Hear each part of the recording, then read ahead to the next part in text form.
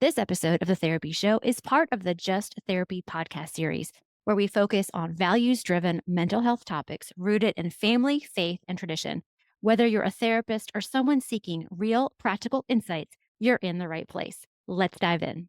Please note that the content provided in this podcast is for informational and educational purposes only and is not intended to replace professional mental health care, diagnose, or treatment. Always seek the advice of your own licensed mental health provider or medical professional regarding your specific situation.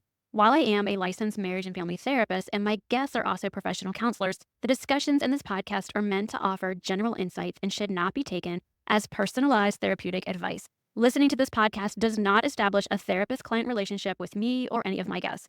If you are experiencing a mental health crisis or have thoughts of harming yourself or others, please contact a mental health professional, call 911, or go to the nearest emergency room immediately. You can also reach out to a crisis hotline such as the Suicide and Crisis Lifeline at 988 in the United States for immediate support. Every individual's journey is unique, and what works for one person may not be suitable for another, so please use discretion and seek appropriate care as needed. Well, hey, friends, welcome back to another episode of the Just Therapy podcast series. I am so excited to have my friend back on the show, Dr. Seth Scott. Welcome to the podcast, Thank Seth. you. It's so awesome to have you here.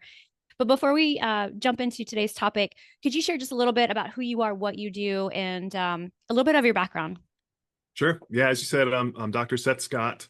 I'm currently the director of the graduate counseling programs here at Columbia International University, which includes our master's in counseling. It's a CACREP accredited master's program that's accessible both residentially and online, 60 credit degree, as well as our PhD in counselor education and supervision, which we're about to pursue CACREP accreditation for. The PhD is online with 2 residencies, and it's designed to prepare students to be counselor educators from a biblical worldview. So both of our programs work on the lens or framework that our motto is to cultivate kingdom impact by making disciples who counsel. And so in our MA and PhD programs, that's what we're pursuing. And so that's a big part of what I do. I'm also a therapist with Sunrise Counseling, and then I'm married with 2 kids, and my kids are finishing high school soon. And so all of the adventures of almost done launching kids and in this crazy world that we live in. So Yeah. So I'm just excited to have you back. And for those of you who are not aware, Dr. Scott has 2 pod courses that we have created and produced together. I'll put those links in the show notes, but they're amazing. One is on worldview and what you focus on as just a human being. That kind of is what your worldview and your lens that you look through and how you handle challenges. And the other one is on counselor values. That's actually probably one of my most popular ones, is the one that you did on values. It's timeless. It's important. I go back and listen to it every couple months because I pull something new and it's just what I need to hear. Just when I'm kind of wondering, like, what am I doing? How am I doing this work? I go back and I listen to that, and it just grounds me. And I love that episode. So I'll put those links in the show notes, y'all. So today we're going to talk a little bit about playground equipment. That's something that you wanted to share. So how did you found a book, you read it, but read this book and you were sharing with yeah. me where you wanted to take it, and I find it fascinating. So let's talk about it. Yeah, so playground equipment kind of both practically, but also just as an analogy of where we are in the world today. And so, the world around us, we're exposed to a lot of different pieces of information, and we're kind of encouraged to pick a side in a lot of different things. And so there's a book I read recently by this guy, Rusty Keeler, called Adventures in Risky Play. And it's this argument that, since I was a kid in the 80s to today, we've changed how we build playground equipment. And so as a kid, I remember, playing on equipment that was like old railroad ties with, probably all kinds of chemicals in them bolted together, sometimes on grass or over dirt, sometimes on like asphalt, and merry-go-rounds that were metal with rocks around. And today we have all of this equipment that's by age and, more safe. And so Rusty Keeler's argument is that as equipment gets very age specific and static, it actually reduces our creativity because kids can only use the equipment the way that it's designed. As opposed to adventures in risky play is giving kids kind of more natural environments with loose things So Mhm. not necessarily you're not having them play with like 6x6s and build their own equipment, but Right. being able to manipulate cardboard boxes or tires or just having things in their environment that they can utilize their creativity, and that creativity and the process of risk allows them to learn and grow, and that by assessing risk in early childhood and figuring out what you feel safe and capable of doing sets you up for success in life because you're learning your limits as Mhm. opposed to having your limits defined for you. Then you don't know what you're capable of doing and you become afraid of anything outside of what that limit is. Sure. Yeah. And I can totally remember the playgrounds of the early 80s. And I was just thinking of one. My favorite one was the tire swing. That was my favorite. The big tire that was bolted with the chains. And you just, oh Right. man, I couldn't get enough of that thing. And then the steel slide, the really big one. You felt like when you were a little kid, you were like going down a roller coaster. That was it. That was, and then you had to like get your nerve up to do it. And all your friends were like, there was that one kid that would just do it. And that was the cool kid. So I totally get what you're saying. And you had to get to a point as a kid when you felt ready to do it. Because even if my mom told me, hey, go try it, if I wasn't ready, I wasn't going to do it. I think it's so true. And I was thinking about when my kids were little, the playground equipment that's in our neighborhood. I remember going up to one of the parks around here and it's all that like plastic, it's hard and plastic. And it's the slides aren't very steep. They're rounded at the bottom, which I appreciate because I don't want my Mhm. kids to like when they're 3 to go tumbling down something that they're of course is a safety thing for them. But there's also now they have these the risk assessment signs. This playground is suitable for this age, and then it just goes into. And I guess you got to do that these days for liability Right. reasons. But it's so different, and I do think it does hinder children from taking chances and risking. And of course, it's hard though because as a parent, it's like you want them to be safe, but you also don't want to raise a child that's anxious of the world, you know. Right. So Yeah, I mean, the other component of the playgrounds was if parents weren't often there yeah, in the 80s and kids true. had to learn to negotiate social Mhm. situations independently. Right. And so when that one kid was climbing up the slide when everyone was going down, the group had to evaluate what are we doing? What is safe? How do we play together?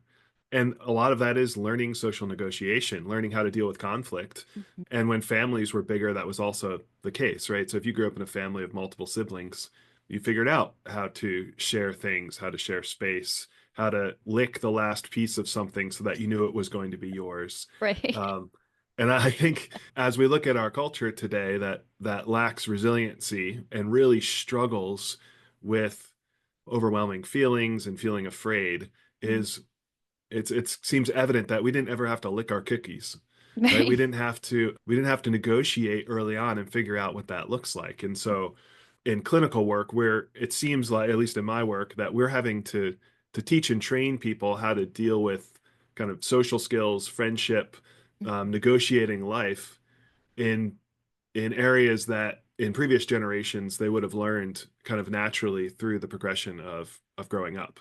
Right, right. Um, Yeah, no, for sure. I mean, I see that. Also, I don't know how old your kids were when they first got a phone or like access to Over like, 13, yeah. yeah, okay, same here. So, s- and nowadays, the phone, I mean, they want the phone for the reason to communicate with their peers. But in the texting, I'm like, just pick up the phone and call the person because you guys aren't understanding each other. Well, no, you don't call each other. You don't call each other. And I don't understand that because that's how you work things out. That's how you listen for the nuance. That's how you ask clarifying questions. I mean, I remember having to do that in middle school. It's so different now. And I know, we all know that. We all know it's so different and our kids Right. want this phones and everything, but I know we also wanted to touch a little bit on Jonathan Haidt. So I feel like this is kind of a segue into that topic too. So what do you think about all that? Like what comes to mind? Yeah, well, so even at least in South Carolina where we are, as Mhm. of January, the state assembly has said that phones aren't allowed in school based Right. on his book, The Anxious Generation. And he, from what I've seen, he, pretty accurately predicted what the response would be, and that it's predominantly from parents, Mhm. very concerned with not being able to access their kids during the day. Um, and again, that raises this question of, we can easily bemoan whatever the present generation is and say, kids these days, they just don't know how to do anything. They're always afraid, they're anxious, without recognizing that it's the generation before, it's the parents that are kind of modeling and curating and cultivating the type of response that the kids are going to have. That's Hmm. true for anything. So in therapy, oftentimes, Yeah. what we're addressing in the current generation we're seeing is the context and the environment that they've absorbed in the kind of milieu, the soup that they're raised in. And we're having to undo a lot of beliefs that are damaging. So in their book Coddling of the American Mind, Luckenoff and Haid argue that there's these three great untruths, Mhm. and we're seeing the consequence of these three great untruths. What the first one is, what doesn't kill you makes you weaker. Second one is always trust your feelings. And the third is life is a battle between good people and evil people. Mhm. And so their book was written in 2018, kind of summarizing some of the things that they were seeing. And I think over COVID, we Mhm. just saw these great untruths just be amplified to say, we need safety, we need to protect ourselves, we need to avoid things that could be dangerous. And if you feel afraid, then you should just seek safety. And that it is us versus them. And so we lived in these untruths, which the truth then becomes the exact opposite, right? Is that instead of saying, well, what doesn't kill you makes you weaker, it's that we're actually anti-fragile, right? People like muscles that aren't used, they don't just stay the same, they atrophy. And we see that in people all around us as well. So as we try to buffer and protect kids, they become less and less resilient and less able to deal with difficult things. When we trust our feelings then expand in fear and anxiety to fill the space we give them. And so we become more and more afraid instead of being able to challenge with the facts of the world around us. And then the reality is that we all want to feel part of the in crowd. And often, what times the easiest way to do that is by making others part of the out crowd.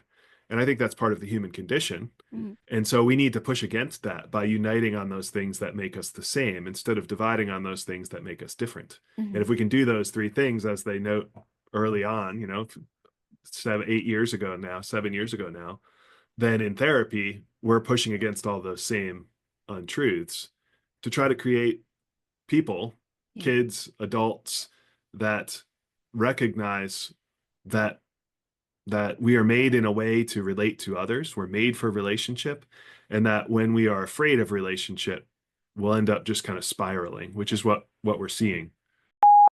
Are you tired of sitting in front of a computer to watch hours and hours and hours of recorded trainings so you can get your continuing education requirements fulfilled? Look, I was, and I decided to do something about it. I have created convenient on the go learning that's completely audio based. I call them pod courses. Well, what's a pod course? Think of it as a hybrid between a captivating podcast and a self study course tailored for you, my perpetually busy counselor friend. In my pod courses, you can explore subjects like addiction issues, ethics and values in counseling, holistic approaches, and much more, all while you're on the move. Whether you're commuting, jogging, relaxing at home, whatever, pod courses blend your favorite podcasts with enriching self study courses, perfect for those always on the go. How it works. So tune in anywhere, anytime. Enjoy the pod courses on any device wherever podcasts are available. Quiz yourself, solidify your understanding with a brief quiz after each pod course. Then, last but not least, certify your smarts. Achieve a score of at least 80% to receive a certificate of completion. If you're curious to learn more about my pod course offerings, head to the link lisamustard.com/pod courses or just click the link in the show notes. Pod courses are brought to you with pride by Mustard Consulting LLC, your trusted NBCC ASAP provider. Yeah, yeah, absolutely. So much truth and wisdom right there. So you're in private practice. I mean, do you see? Is this the type of client that is typical for you? Is this something that you see a lot? Yeah, so I see adolescents and Mhm. then couples and men. Mhm. And, as in most counseling, the predominant presenting issues are relationship, Sure. right? There's some issue in relationship. My worldview would argue that we are created for relationship by God, and that pretty soon after our initial created starting point, we broke relationship because I believe that we fell into sin. And so that breaking of relationship with God, self, others, and creation is part of what we're still dealing with, in that our ability to accurately see ourselves in relation to others and accurately just see ourselves is distorted.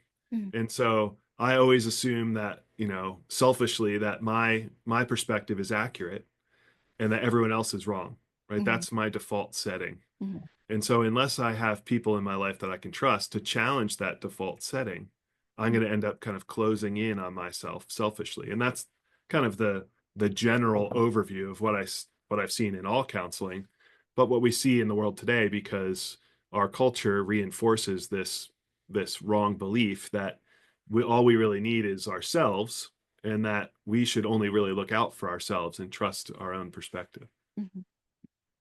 Mhm. If our perspective is distorted, then that's not going to lead to health, right? Right. So have a we have to consistently have an external reference point. Right. And that's what counseling does, right? Counseling is this external reference point to say, is my perception of myself, others, the world around me accurate or not? Mm. And if it's different from what I think it is, can I trust what I'm being told? Right. Yeah. Yeah. And I think that's the nature of counseling generally. Sure. Yeah. I love how you sum that up. It's just beautiful. You make it sound so simple, so I think easy. it is. It's not Yeah. easy, Yeah. but it's simple, right? Yeah, right. Yeah, it's not easy, but it is simple. And I think that's the crazy part about it, is that it really is simple, but as human beings, we make it harder than it needs to be because we have imprinted beliefs or events that have happened in our life that they've imprinted on us so much that it's hard for us to see outside of them, and they've hurt us so much, or we've been hurt. So I think it's simple. It really is simple. What are some things that you do with these adolescent clients? I guess first of all, let me ask you this, kind of going back to the idea of anti-fragile and raising more resilient children. When you have an adolescent come for individual therapy, I'm guessing they're coming for individual therapy, or do they come for Mhm. family therapy? Okay. And you realize that you're working with this adolescent. I know a lot depends on the age and developmentally, where they are. And you realize that it's something that's being done in the home or being in the environment. What do you do then?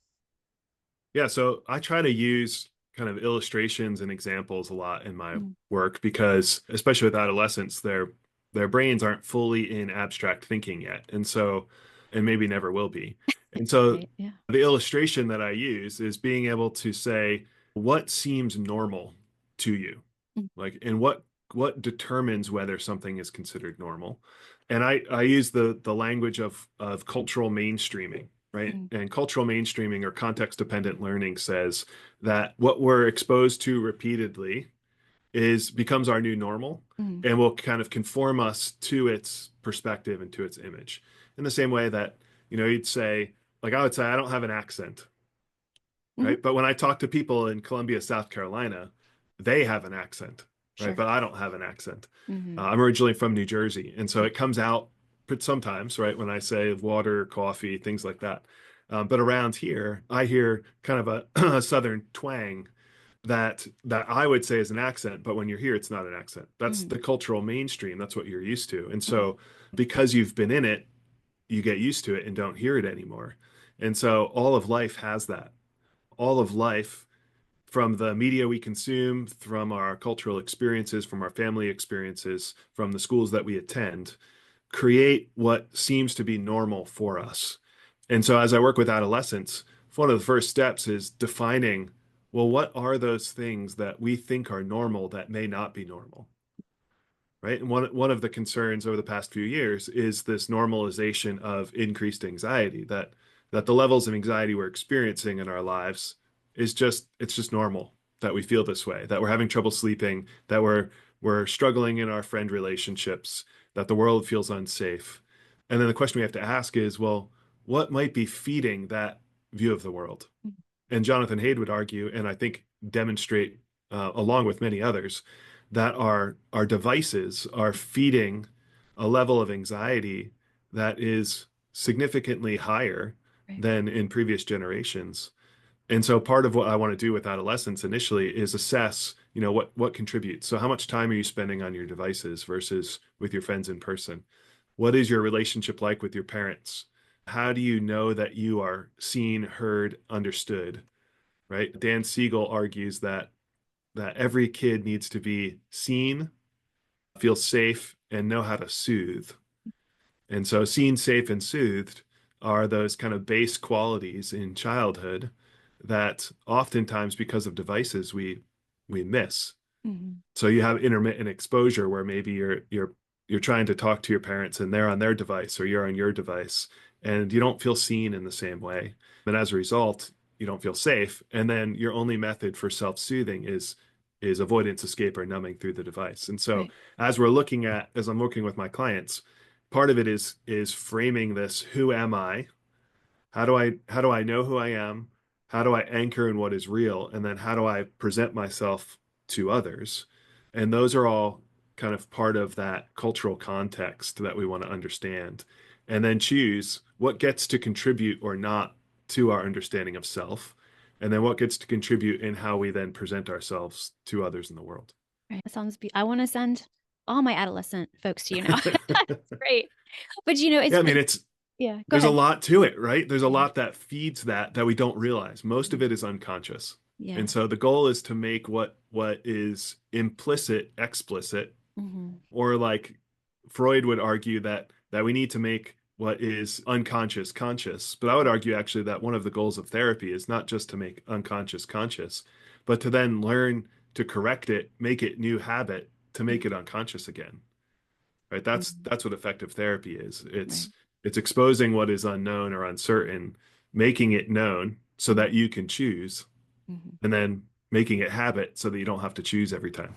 Right. Yeah. Okay. I get that. It reminds me of a little bit of I did hypnotherapy training last year, and it's about beliefs and creating new belief systems and really imprinting those new beliefs. So I there's a lot of different ways to so many different ways to skin a Yeah. cat in the sense of we're doing similar things. We just go about it with a different tool, I Hmm. guess. So that's really cool. Well, do you have any parameters that you set around social media? Well, let me say something different because I want to give a little bit of a personal testament to this is when you were talking earlier about what we allow in and what we surround ourselves with, our environment becomes in our culture.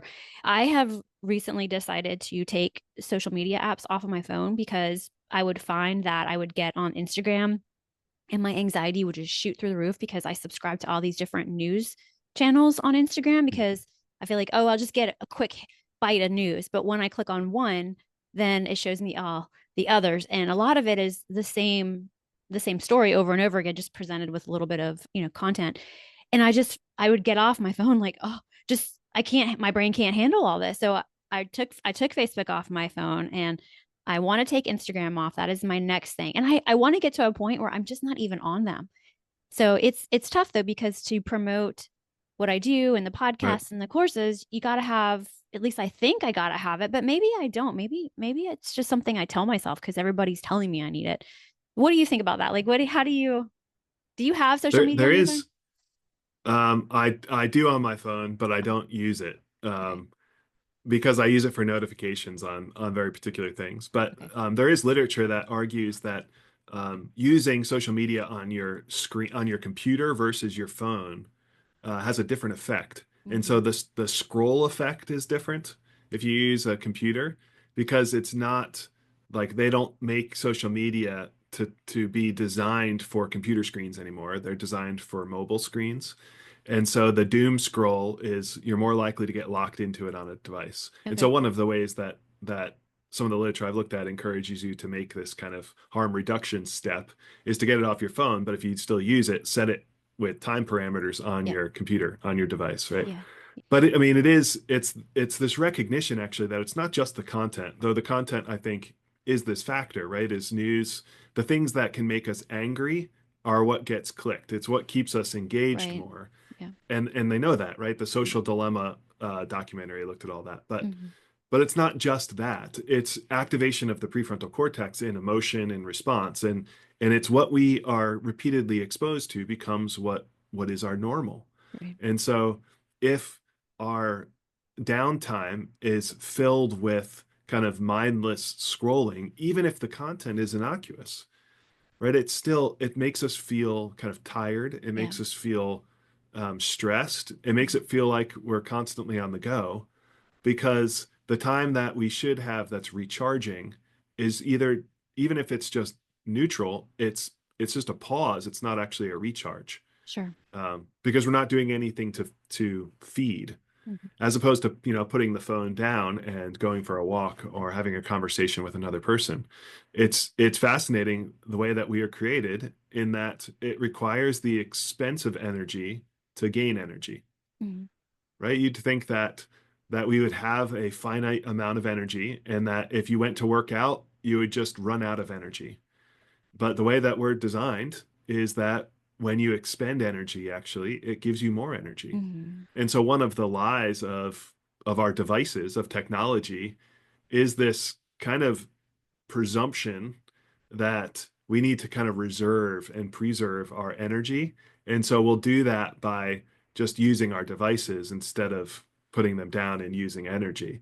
Right. And what is stealing all of our energy is our devices. Mhm. It's so true. It is so true. It's just it's amazing how it has changed our whole world. I mean, it's just mind-blowing. I have so many thoughts on it, but I'm so Yeah, glad you said within that. one generation. Yeah, yeah. I mean, it's oh gosh, and the whole energy begets energy is so true because I find that if I think, "Oh, I'm just gonna take a minute to scroll," I'll feel a little bit of whatever I think I'm gonna get, and I always end up feeling like deflated and just kinda, ugh, after I've just gone through or I don't feel recharged. I don't feel energized. I feel something, and it's usually not a Mhm. positive or what I would say is a positive, feeling, so I think that's part of it too, is I just want that space. I want my space back. I want my brain space back. I want my creativity to flourish because I find that my drive from my home to my office, it's about a 20-minute drive now, and I don't listen to anything anymore. Sometimes I'll listen to a podcast. I do listen to a podcast if it's something that I feel like is going to help me with my podcast and I have that time. But I try not to listen to anything, not even the radio or talk radio. I just want to think because Mhm. when do I mean, I feel like I don't think anymore almost to a degree. Mhm. It's so wild. Really, really truly is. So, is there anything else that you want to share? Yeah, but I think just relate, right? This all impacts our relationships, Mhm. right? And that the the focus in our culture today, and I think it's distinctly our culture, is Mhm. that I am the center of the universe, right? I'm the center of attention. Mhm. And so everything we do is kind of normalized to that I, Mhm. as opposed to, I think, in previous generations and in other parts of the world, is we are part of others. Yeah. And so even when we say like, well, I'm tired, I'm just gonna, I deserve this, right? That's the language that we use. I deserve this special time or just this break. And then we end up using our energy just for ourselves, which ends up then just absorbing it instead of using our energy for others, Mhm. which ends up recharging us and them at the same time, right? It creates this Yeah. never-ending feedback loop if we focus it outward instead of Mhm. focusing it inward. When it's inward, it just goes away. Right. And so again, yeah, we live in this worldview, in a cultural mainstream that is only feeding negatively back in on itself until we kind of spiral down into nothingness. Yeah. I think that I joke with my students that there's a documentary about this that predicts it. It's Wall-E, right? Have you seen Wall-E? Oh, many times. Yeah. So, Right? yeah. I mean, it predicts how Mhm. we're all going to be within the next few years, right? Where everyone's Mhm. kind of significantly overweight because we don't move, we don't do anything, and we have our devices right here, just constantly being entertained, but being isolated. Yeah. Or the movie Surrogate, right, with Mhm. Bruce Willis, Mhm. similarly, is that we're afraid of the world, and so our interaction even with others in the world Mhm. is through these AI, through these false surrogates to keep us safe. And in keeping us safe, it kills us, right? Yeah. Because we're anti-fragile. Right. Right. Amazing. Okay. Well, lots of food for thought. I always appreciate you coming on the podcast, and you're welcome back anytime. So thank you I so much. appreciate it. And one more time, give a shout out for CIU and where they can find information if they're curious about the Yeah, program. so if you're interested in a PhD in counselor education supervision, which is the degree you need to be able to teach in a K-CREP master's program, or if you want to just kind of expand your own training and experience from a biblical worldview in counselor education and supervision and leadership and research, go to ciu.edu and check out the PhD in counselor education supervision, or for our master's degree in clinical counseling, which is K-CREP accredited. Both can be completed online with 2 residencies from really anywhere in the world. It's pretty cool. It's pretty exciting. And I Yeah, got to say that CIU definitely, I don't want to say churns out because that's not the word, but that's the one that comes to mind. Some incredible therapists. I have been exposed or been around your graduates, and they're just so skilled and they do great work. And I'm just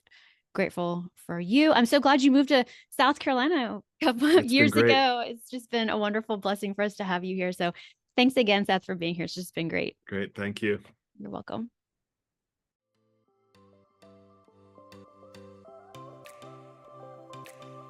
Please note that the therapy show with Lisa Mustard is for informational and entertainment purposes only, and not a substitute for professional medical or mental health advice. Always consult with your therapist, doctor, or physician before implementing any suggestions from the show.